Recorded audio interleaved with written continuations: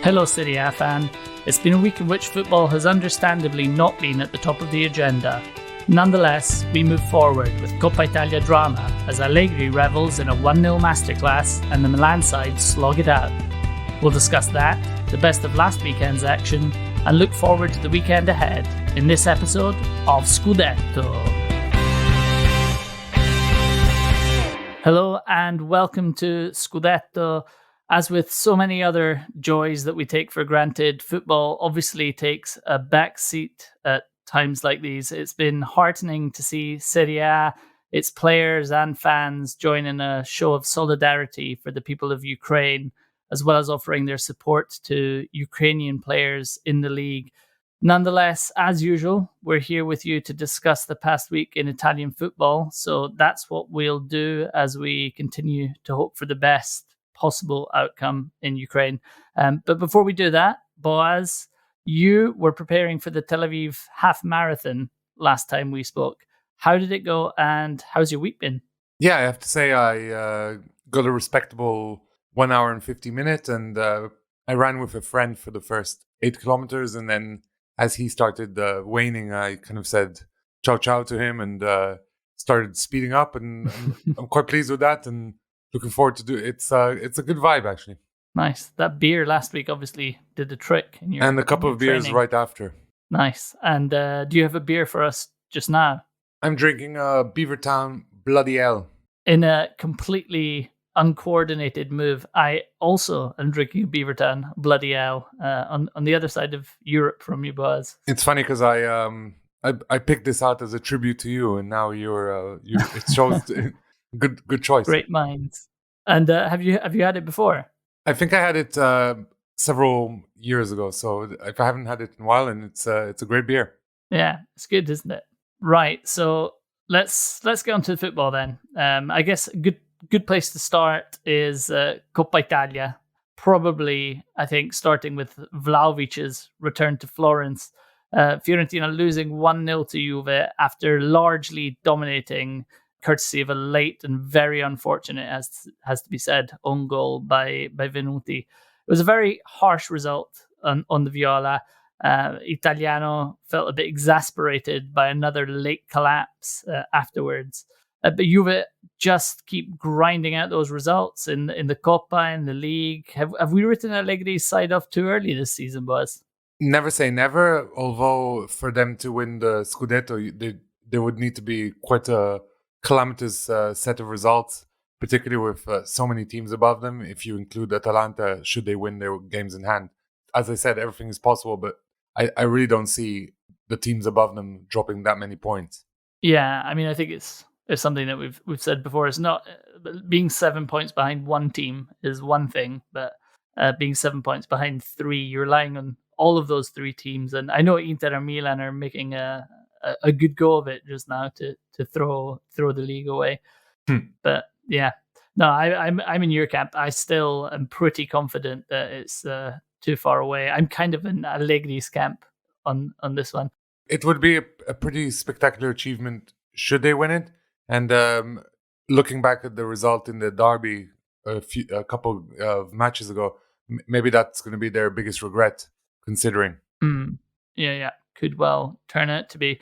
But getting back to this particular game, what did you make of the reception that Vlahovic got from the Viola fans? There was obviously some depressing and predictable response, but away from that, there was the display by the Curva, the Dante's Inferno, the 10,000 whistles that were handed out before the game. It was pretty hostile stuff.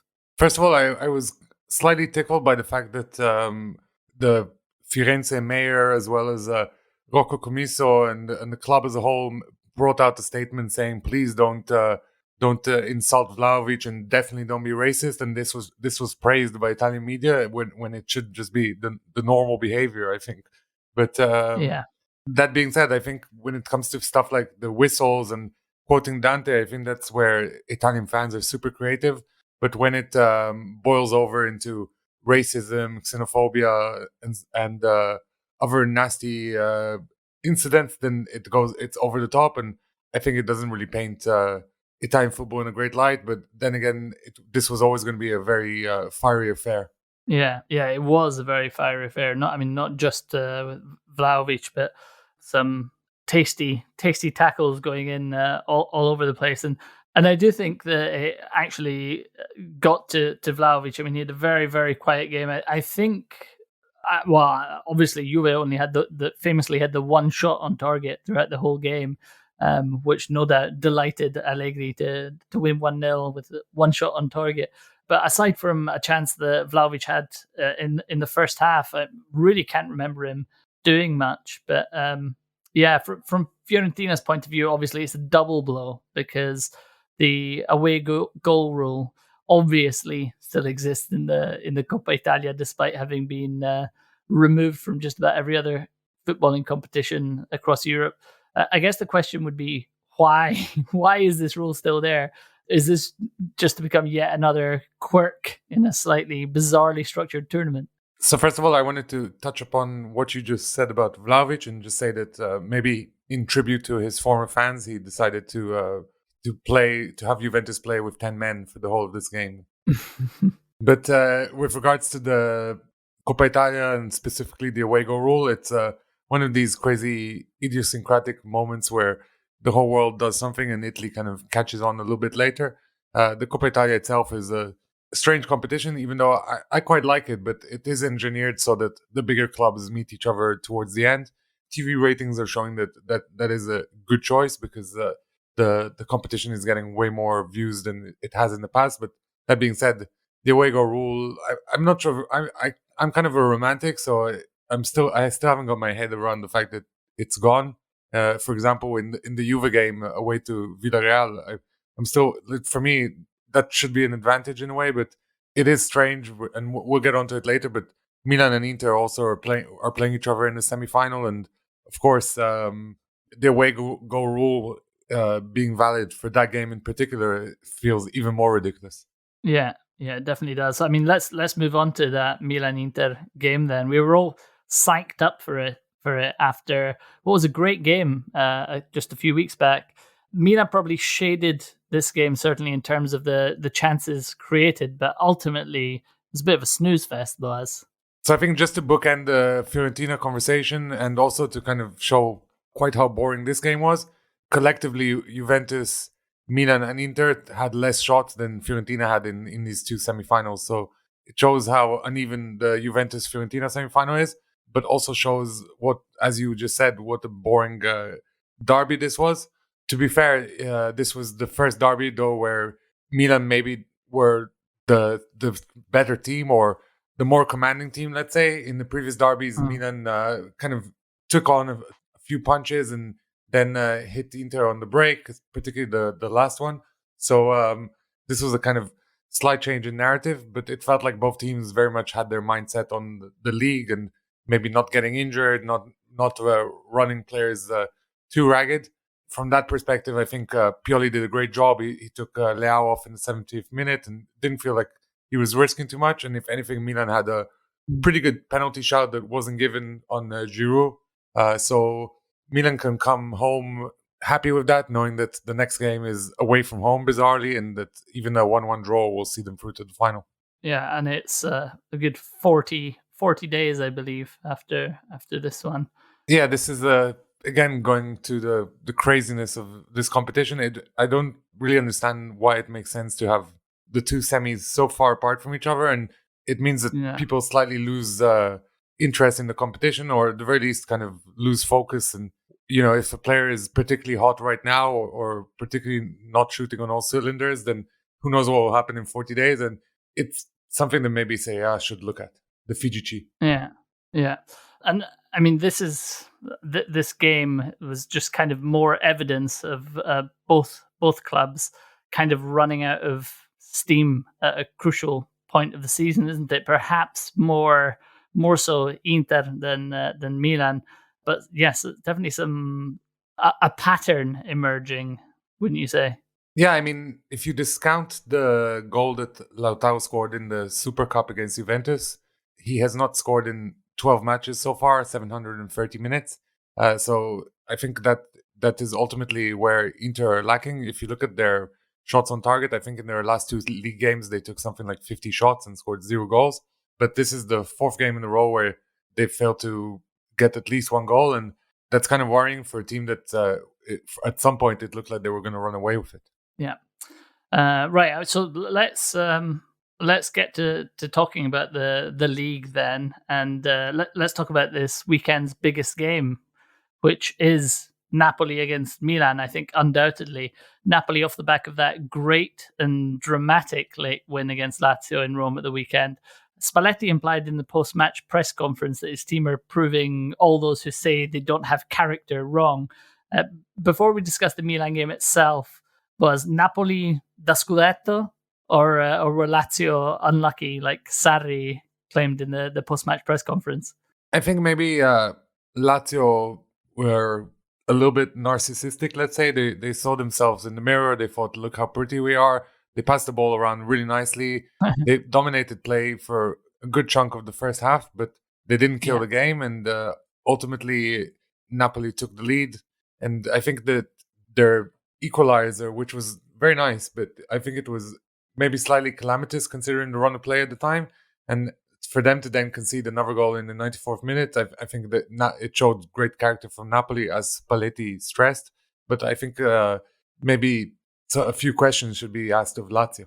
Yeah, and I think Sarri in particular, the two things that bothered him were the going in 0-0 at halftime, because he said they were, and I think probably fairly, that they were so dominant in the first half, and then with the equalizer late on, he was saying when the ball's out on the wing in the 94th minute, you can't allow it to go anywhere else. You just have to keep it out there.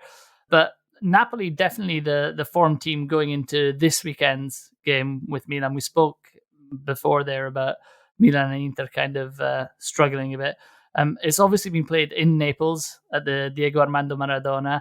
Last week, we thought they might drop points and find themselves cut adrift. But Boaz, after this weekend, they could find themselves clear at the top. Yeah, I was one of the people who wrote Napoli off around October, November, particularly with the African Cup of Nations in the calendar. But as it happened, Napoli kind of emerged from that period almost unscathed, and they've put it in a good run of results. And I think a match like this one against Lazio, where they were slightly under the cosh and then they came back out and ultimately won it in such dramatic fashion, I think it does wonders for a team's morale, and particularly at home, they're a big threat against Milan. And I have to remember that Milan have only won one of the last 14 matches in Serie A against Napoli. So I think in this circumstance, Napoli are probably slight favorites, although maybe Milan's gameplay is better suited to play against a team where they can play on the break and use the speed of certain players. Yeah. I mean, lots of points dropped by Milan. That's 2 games in a row with points dropped against teams well below them in the table. Do you think Milan will live to regret those drop points come the end of the season? I think you have to look at things in a greater perspective. First of all, Milan are the team who have got the 4th most points in the Girone di Ritorno since the return round of fixtures happened, whereas Napoli are the on top of that table. So Milan are kind of the project is a long-term project, and I think the aim is definitely top 4. And right now, it looks like it should be a done deal. I'm touching wood, and in Italian parlance, also touching other areas. But but I think that maybe, as you said, specifically for the Scudetto this year, I think the draws against Spezia and Udinese this week, albeit through a slightly fortuitous handball goal, are a big dent in the title hopes. As are matches that happened earlier in the season, Salernitana, for example, but also Fiorentina away, which is 4-3. So I think this season will be full of regrets. But that being said, it's a long season ahead, and there's other teams in front of you, and obviously no one wants to lose. So the run of results that these teams up top had been putting in was pretty remarkable.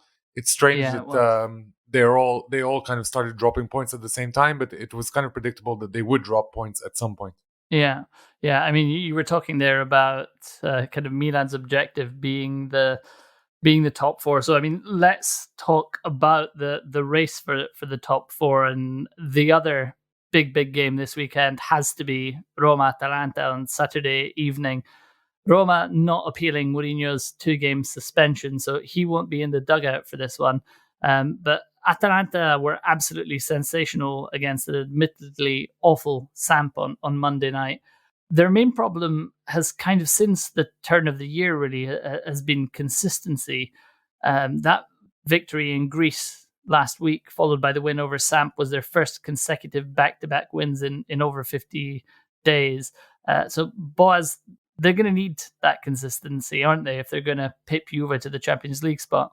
And first of all, you need to remember that before the Atalanta-Roma game in the first match between the two teams, some people were talking about Atalanta as possible title winners or title contenders. And that kind of freak result against Roma was the beginning of a tough patch for Atalanta. Yeah. So I hope that will be fresh in the minds of Gasperini's players, who maybe they'll have a little bit more hunger in their belly. But that being said, Mourinho's Roma are also very hot and cold, and you never know what you're going to get. They come from quite a strange victory with a very, very late penalty against Spezia after a moment that felt a bit like a WWE Royal Rumble in the area. It was. Yeah.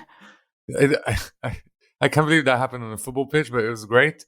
And but you can't really say that it's incredible that the ball didn't go in, but setting aside the penalty itself from that action.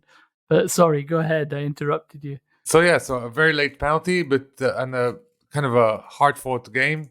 And I think that Atalanta are probably still favorites in my mind, but Roma are tough cookie, and I'm kind of stealing Milan Obsession's joke here, but Roma have decided not to appeal Mourinho's ban, as you said, and that's possibly because they realize that without him on the touchline, they're suddenly getting referee decisions in their favor. Could be something in that. So I mean, Roma again. You mentioned that they've come from that strange, late win against Spezia, but that's again them relying on late goals to get them out of jail. I think that's the third week in a row that's happened. And as you also correctly mentioned, Atalanta, you would like to think would be out for revenge after that 4-1 defeat in Bergamo back in December. This kind of feels like a pivotal game, doesn't it? Definitely so, because as we mentioned earlier, Juventus have put on a decent set of results and are really putting the pressure on Atalanta, who still have games in hand. So they're still hypothetically could be fourth, but this would be a good time to set down a marker and also, start churning points towards the end of the season to make it a miraculous fourth Champions League in a row. Yeah. What an outcome that would be. Another game I know we're both looking forward to is Fiorentina-Verona, which should be an absolute cracker between Igor Tudor's men and Vinny Italian's boys. But that should pretty much wrap it up for the kind of main talking points for this week. So the Scudetto curse will mean that will be a 0-0 now. Yeah, undoubtedly. But let's move on. Let's move on to best of the rest. So starting with those mounting rumors about Zaniolo preparing to go to Juve. He was left on the bench in his hometown of La Spezia, and before the game, he liked multiple social media posts by Juve players celebrating their victory over Empoli, which fueled speculation that he's kind of gearing up for that expected move. Also does have to be pointed out that it's being reported that Roma are hoping to extend Zaniolo's contract, whether that's to extract maximum value from a move or not. I don't know. But in other contract news, Gigi Buffon has renewed his contract until 2024, which will take him past his 46th birthday, incredibly. I think he's on the verge of 3 decades of I remember his debut. There. Yeah, me too. I remember driving back from an Atalanta game when they were reporting on it. But you, I believe, were actually at the stadium. I believe he did play before, but I saw him as a very young man at San Siro back when Milan were pretty invincible.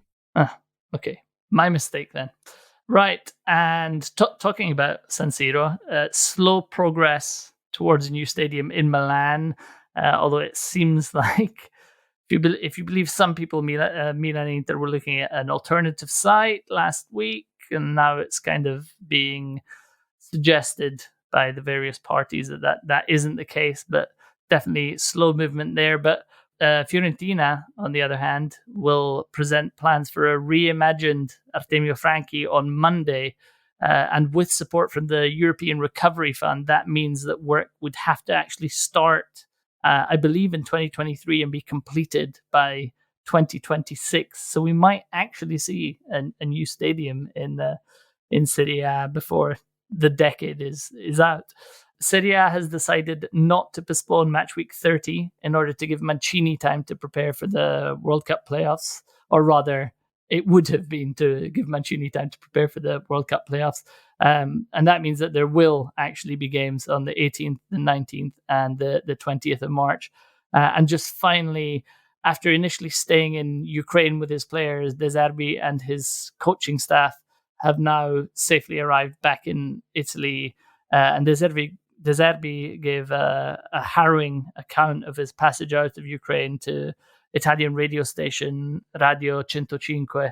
Sadly, Shakhtar Donetsk have announced that one of their youth coaches has been killed by Russian shelling. So obviously very, very sad news there.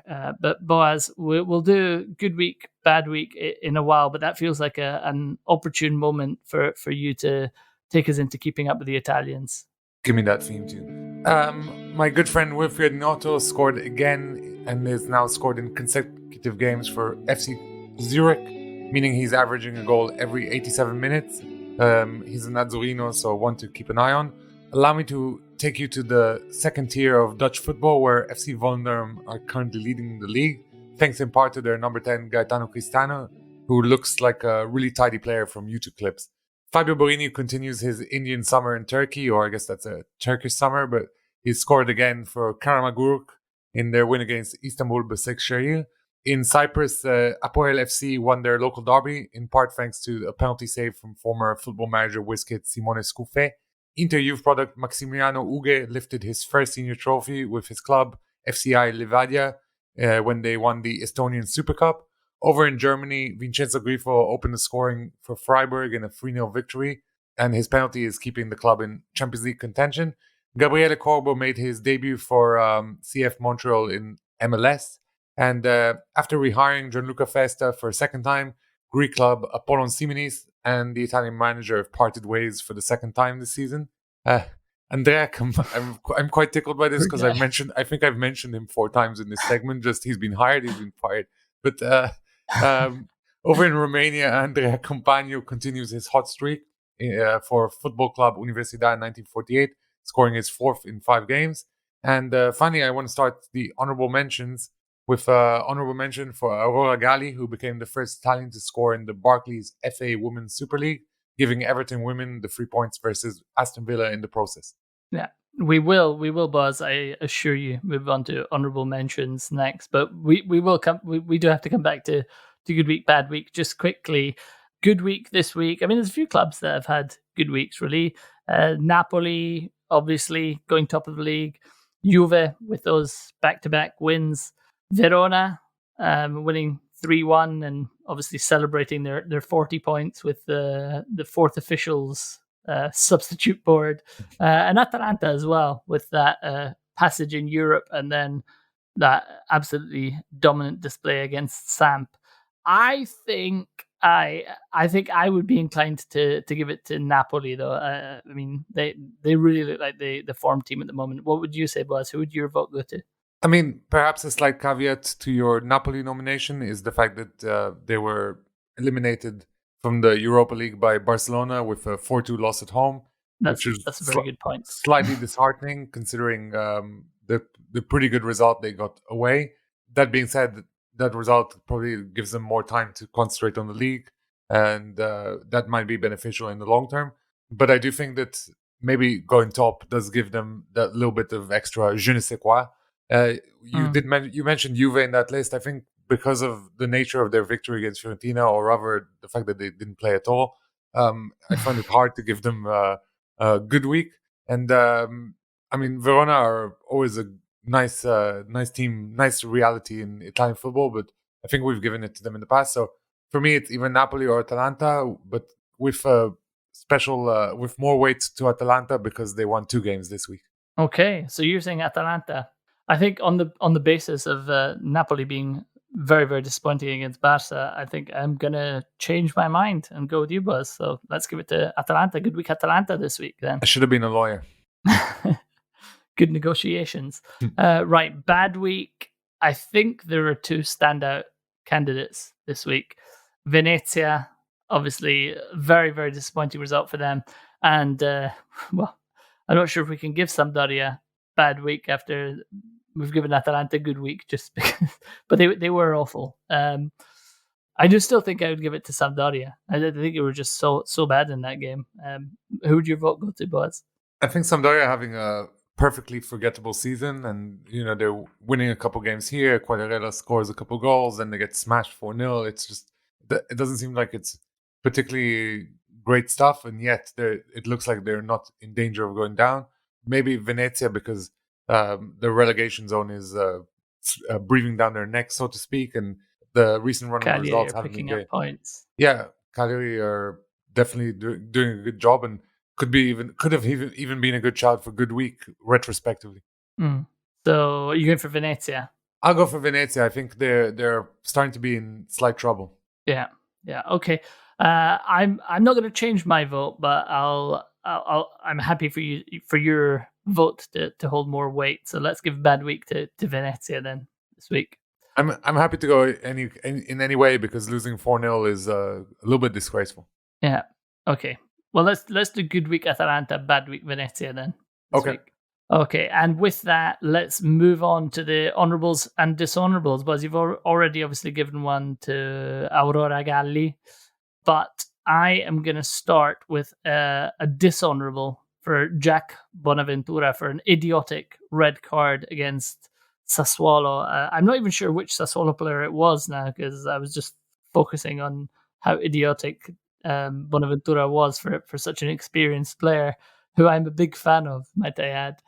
But he just went kind of lunging into this tackle, which may or may not have been a yellow card, but the referee immediately whips out the yellow card, and almost in a continuous movement after the tackle, Bonaventura just goes after him and shouts in his face, obviously gets a second yellow, a red card, and then Fiorentina go on to lose the game. So dishonourable for Jack Bonaventura from me. And of course, Fiorentina have priors in this regard, because you may remember Gomez earlier in the season he was booked, and then he complained and won himself a second yellow. Yeah, I think he won himself a dishonourable for that as well. Yeah, that's their way to get into this segment. Right. Okay, Buzz. Moving on, you have got an honourable for Simeone. Yeah, thanks to his hat-trick versus Venezia, Cholito is now the top scoring Argentinian in Europe. So that's a big achievement, considering there's some big names out there. Nice. Yeah, and he hadn't scored in 2 months, I believe, before. Yeah, he goes in streaks. Weekend, so. Because you remember he scored 4 in one game, then he didn't score for a couple. But he's having a spectacular season, as are Verona as a whole. Yeah. A very well-deserved honourable mention. Right, I'm going to do my goals honourable just now, and this was actually quite a good week for goals. In particular, that Lazio Napoli game was a great contributor, with Insigne, Fabian Ruiz, and Pedro all having very decent shouts. Another couple of shouts for this honourable would be Hamad Traore and Vlahovic. All of those I'm giving close runners up. For me, the honourable mention for goals this week is going to Miranchuk, Atalanta's Miranchuk, for the final goal in that 4-0 demolition of Sampdoria. A wonderful individual effort, and when you see it from I think the second angle that I saw it from, you can just see like how his balance shifts from side to side and how the defenders have absolutely no idea where he's going. Really great goal, but the reason I'm giving it to Miranchuk is because he's had that very publicly difficult week. The situation in the Atalanta changing room with Malinovsky and Miranchuk are apparently incredibly close friends and sharing a hug in the changing room. And I think it was Pessina was describing how, they're just two guys who get on, and that was a display of the sort of the beauty that football can bring, where humanity can so often be so grim. And he was obviously, you could see his celebration. He barely celebrated. He almost held his hands up in apology, something which obviously he, as a young guy playing football, has absolutely no responsibility for. So I thought it was really nice, and really nice to see the Atalanta players go and kind of circle around him and show him their support. So goals honourable for Miranchuk this week for me. Boaz, you have got an honourable for Walter Mazzarri. Unbelievable. Write this date down. I'm giving an honourable to Walter Mazzarri. This is kind of because we omitted Cagliari from the good week contention. I have to mention Walter Mazzarri, who since he took over Cagliari has been putting in an incredible shift. You have to consider that Cagliari only got 10 points from their first 19 games this season. And under Mazzarri, in 8 matches, they've already got 15 points. So a great run, and a team that's kind of refound spirit. And we've always said that there's some really good players in that team. So to see them so low in the table is a little bit shocking, but it's probably down to successive wrong managerial appointments. Yeah. I should say that when he was at Inter, Mazzarri blamed the rain notoriously for a loss. And I believe the temperatures and the weather in general is much better in Cagliari, so maybe his football is expressing itself better now. Maybe the ridicule was misplaced. Right, I'm giving an honourable mention to Spezia goalkeeper Provedel for his performance against Roma. Really, really unfair on him, I think, that Roma ended up running out winners courtesy of that very late 98th minute penalty or whatever it was, because he was absolutely sensational in that. Yeah, but the 98th minute Royal Rumble. But he was absolutely sensational in that game and made some incredible stops and really did not deserve to come out on the losing side. So honourable mention for Provedel for me. Buzz, you have got an honourable of sorts for Franck Ribéry. Yeah, Franck Ribéry was involved in a car crash just outside of Salerno, and he was taken to A&E with concussion. And it has to be said, he wasn't driving the car, but they hit a lamppost or something. So he's probably going to miss the game against Inter, but we obviously wish him all the best and a quick recovery. Yeah, and sticking with that theme of Salernitana, I'm going to give an honourable mention to Salernitana and Genoa, who both look somewhat doomed, but have picked up some really big results over the last couple of weeks against the big guns. So yeah, if they're going down, they're going down fighting, and I think it's great to see that. And that goes against the narrative of Serie A, where the teams at the bottom give up and throw away points and let the top teams win. I think there's some real hunger throughout the league right now, which it's great for the neutral. Although it's less good if you're a Milan fan and bloody Salernitana and Udinese take points off you. Yep, absolutely. Right, just to finish us off, Boaz, you have got a dishonourable for Felix Afenagian. We've often given Mourinho stick for his tough management, and I think we've been right on most occasions. But in this case, I definitely back the special on. In any case, Felix Afenagian, who is a player who's Mourinho has kind of given a chance this season and has played in some big games, was caught out in a nightclub over the weekend, and he is injured. So in theory, he's it's not like he's doing something that's going to affect the way he's going to play. But that being said, with Roma going through their own little injury crisis, and I think they have also a slight COVID problem in the team. This wasn't the kid's best decision, and as a result, Mourinho sent him to the Primavera. I was waiting for a naughty to come out. Naughty. There you go. Right, that appears to be all we have time for. Did we want to give? We discussed earlier whether we were going to give Coop Miners an honourable mention for getting a couple of goals on his birthday, and has to be said, a fantastic performance, incredible signing he's been for Atalanta. Are we going to give him an honourable, Boaz? Definitely, let's give him an honourable. Also because the guy looks like he's aged about 17 years since he signed for Atalanta. I mean, he's doing a Arjen Robben.